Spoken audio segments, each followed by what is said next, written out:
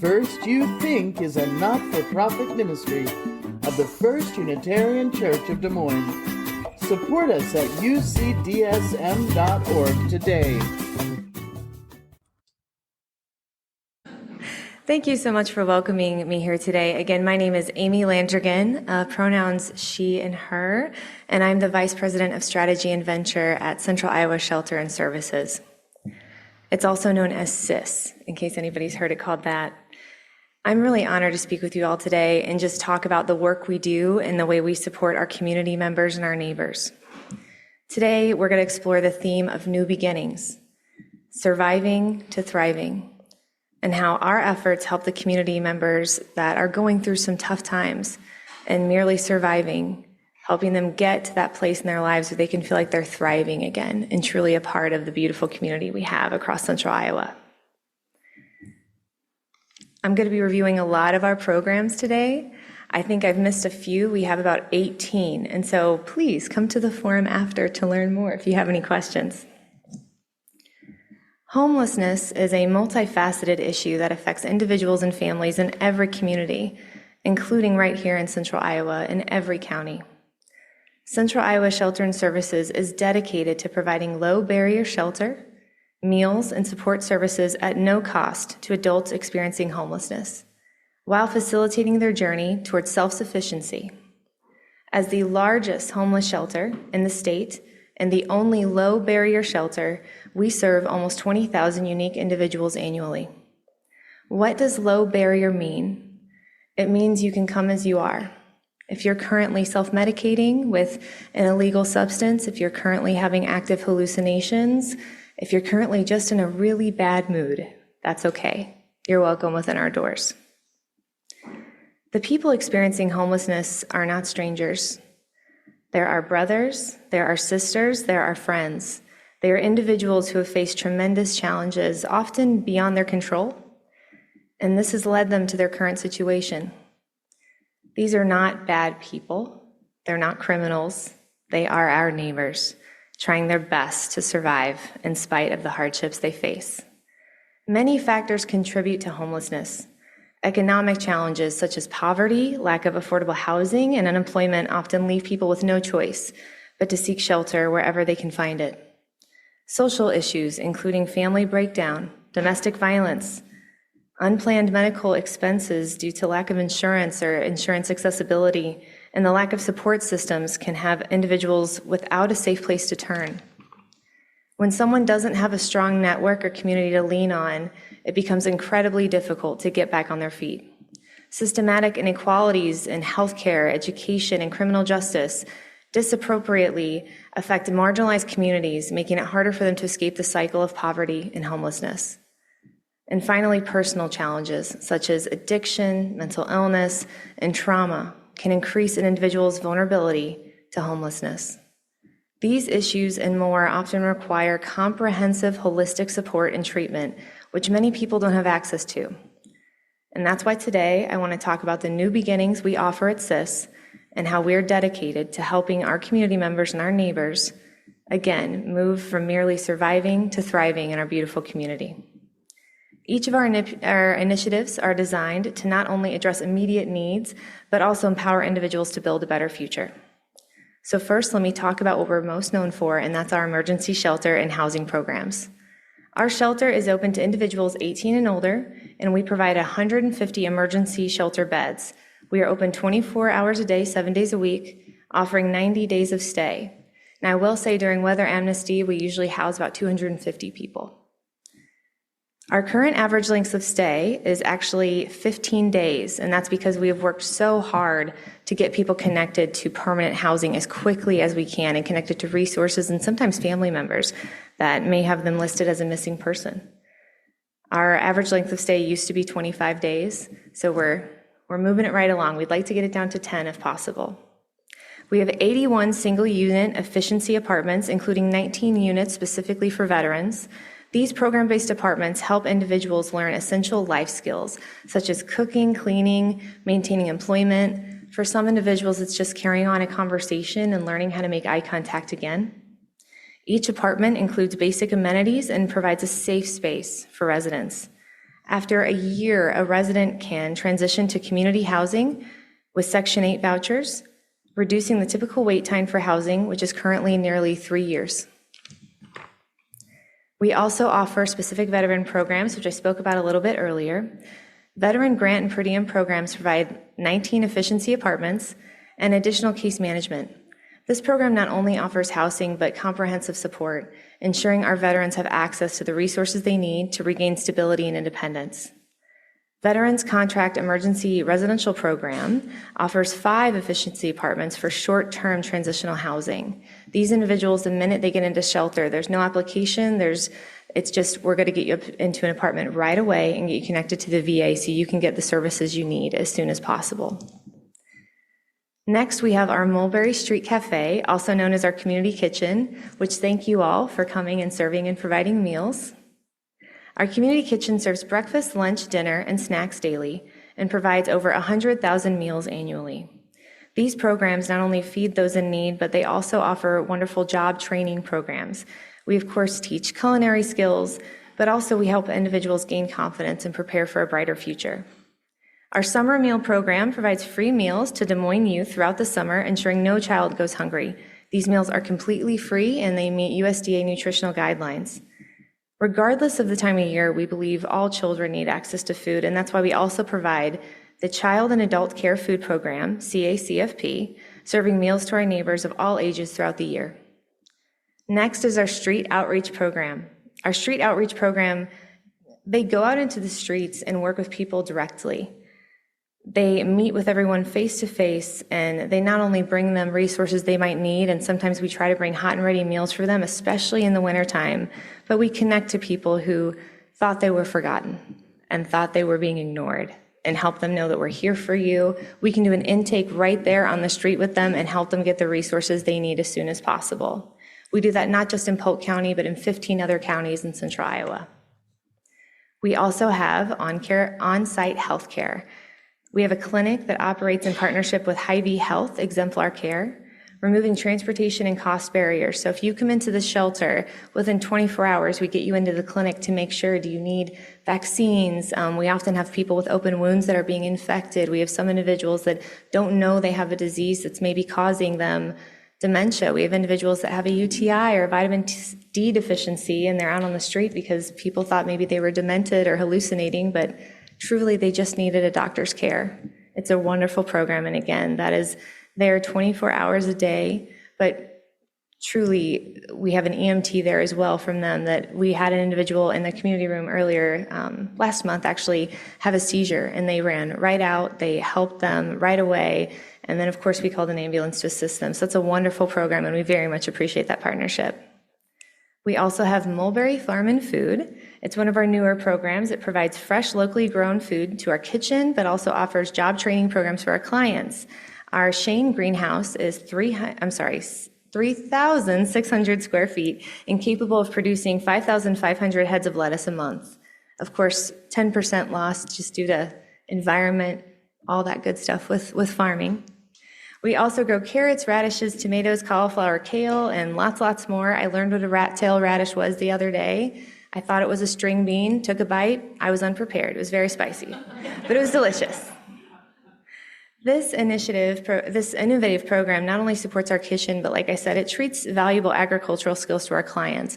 We're actually making sure that they also get accredited in using organic pesticides, because that's something that our farmers have told us is a wonderful skill that will get them a job very quickly. That leads us into our other job training programs, which includes, like I said, the kitchen, our agricultural training program, but also janitorial and maintenance. We not only help individuals learn the skills they need to get a job, but we help them get that job. We help them update their resume, practice for their interview. If an interview goes wrong, let's talk through why. What could we have done better? Or maybe it was just what happened and how to get through that emotionally. Inside our facility, we have a clothing closet and a food pantry. These programs are open to the public, not just individuals staying at shelter. They're all donation-based, so that's donations of food and clothing given by the community. We have volunteers running those, and we also get help from AARP. And this ensures that the individuals that do come to our facility, I just dropped something, I'm not sure what that was, but we'll get it later. This helps people coming into our facility not only have, of course, the emotional and community support they need, but they might need new clothes. They often need new shoes. There is a limit to how many shirts and pants they can get a month, but you can come in anytime to get underwear, shoes, if it's weather amnesty, if it's cold outside, coats. You can get as many coats as you need out there. We want to make sure everybody has what they need to, again, not just survive, but thrive. And same with the food pantry. One wonderful thing we do is if someone is graduating, is what we call it, so they've been in their apartment, they've been there a year, they've gotten that voucher I talked about, now they're ready to go into Section 8, that can be really scary. And so we put together a basket, not only with some hygiene products, but if someone's donated maybe some kitchen supplies that we don't need in our kitchen, we'll make sure they have a frying pan, a skillet. I'm blanking on every other kitchen tool and doing this, but you guys know what I mean. A spatula, there you go. But also food and clothing. We try to get pillows to them if we can, if we have them donated, but we want to make sure that, again, this journey is one that's as least scary as possible for these individuals. Also inside of our shelter, we offer day services. So this includes daily services that are education, training, but also we have AA and NA programs come in. We have mental health support groups, and any community organization can come in and do a training or a class for the individuals in our shelter. We also have one specific room and day services that are just for veterans. They often watch movies and shows in there. One of the reasons we do that is because we find that our veterans and our other shelter guests that are living with PTSD sometimes have reactions to media that others won't understand. And so we want to make sure they have a safe place to experience that and live out their emotions authentically and not be judged while they do it. It's a really wonderful program. Now we're going to discuss new initiatives and future plans to help our neighbors thrive. So one is the Mulberry Farm and Food Truck that just started in June. So in our greenhouse, we also grow tilapia. We harvest tilapia, and the nutrients from that water goes through and helps our produce grow. It's a really wonderful program, and again, it helps those trainees learn about hydroponics. But we sell fish tacos, and we also sell cauliflower tacos. We also have seasonal, it's all farm to table. So right now we have this really delicious Moroccan carrot with a curry yogurt and a pomegranate reduction. I didn't even know we could do that, but it's really delicious and it's fancy, but it's all from our garden. And again, we're teaching our trainees how they can make this food, which makes them a wonderful candidate to get a job. We're at multiple farmers markets, but the big thing to know is that if you go to the Ankeny, Johnston, or Altoona farmers market and you buy from our food truck, every meal you purchase, we keep track of that, and then we go to a food insecure area and we give out that many meals for free. So they're also eating those delicious Moroccan carrots that I want to learn how to make, and those fish tacos and cauliflower tacos.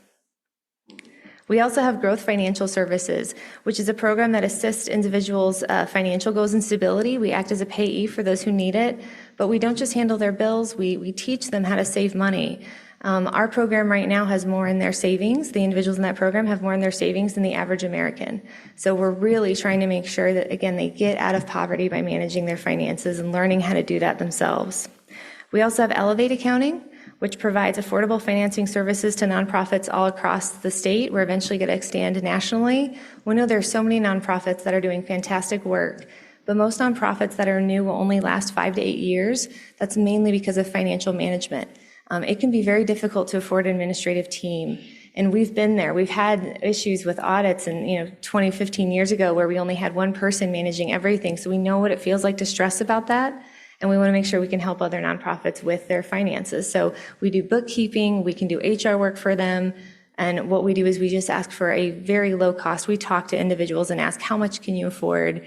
What, maybe 3% of your largest grant, whatever we can do, but we're not trying to make a profit. We just want to make sure that other people doing fantastic work can continue to do that themselves as well. We also are bringing housing command centers to Ottumwa and Grinnell. So we have a housing command center in our shelter. What that means is, I've talked a lot, so it's okay if you've forgotten, but we serve people 18 and older. But anyone can come to that housing command center. Just the other day, we had a mother with her 2 children. She did not speak English, and both her children were on the autism spectrum. And so we not only got a hold of translation services, but also we made sure those children had the resources they needed, and we helped that family get to primary health care, and we walked them through, walked alongside of them to make sure they got into stable housing. They had come on a bus. They had come from California, they were refugees and just weren't sure where to go, and they were told Central Iowa Shelter and Services was the place to be, so we helped them there. Well, we're bringing that Housing Command Center, we're bringing that to Ottumwa and Grinnell. Grinnell, we got the keys to our building last week, which is exciting. And Ottumwa, we plan to open up in 2025. But again, what that'll do is allow people in that area, because there are a lot of people in that area. Even if you don't see them, they're there and they're experiencing homelessness. Again, making sure we can connect them to secure housing. It also works as an emergency shelter. If something's going on with an emergency weather event, which we've had several this year already, those facilities will be open to the public to utilize that for, again, safe shelter. All right, I've got a few more. Stay with me. We can do this. We also have a new program coming called The Weld. So this is actually an affiliate program with an organization up in Seattle. What we do is when people get out of the prison or jail system, often they go into transitional housing, they get a job that pays minimum wage, and then because they're fighting financially, they get right back into the cycle of trying to make ends meet, surviving, and making some choices that might not be legal, and then going back into the prison system. We want to help them stop that. So The Weld, we have a house where whenever they get out of the prison or jail system, they get right into housing. Part of that house is they pay a membership fee, which is in place of rent, which allows them to take care of utilities, laundry, meals, everything they need. But most importantly, we get them connected to a job right away, and that's mainly construction work. We know that that pays a thriving wage and not just surviving. It usually pays above $20 an hour. They get the skills they need to then get certified and get a job that, again, is going to keep them thriving and out of that cycle of going back into prison, so lowering the recidivism rate in our area. We came up with that program through going to Seattle, but also through another initiative we have, which is called the Lived Experience Coalition. All of these new programs we're starting, we're not sitting in a room making them up. We're working with individuals in this coalition that have lived experience, individuals that have been homeless or are actively homeless, individuals that are veterans. Maybe they've been living with mental illness their entire lives, individuals that tell us what they needed and what they would have needed or could have needed or need right now to, again, get from that survival to that thriving mindset and that thriving stability. And we use the information they give us to make these decisions on what we're bringing to the area. We're actually helping them become their own nonprofit so that they're stable in their own, and we'll continue to consult them and have them help other nonprofits that help people in the community. Lastly, I'm sure there's more that I've forgotten because we have so many programs going on right now, but lastly, we're developing a social determinants of health application. It's called Bendel Companion.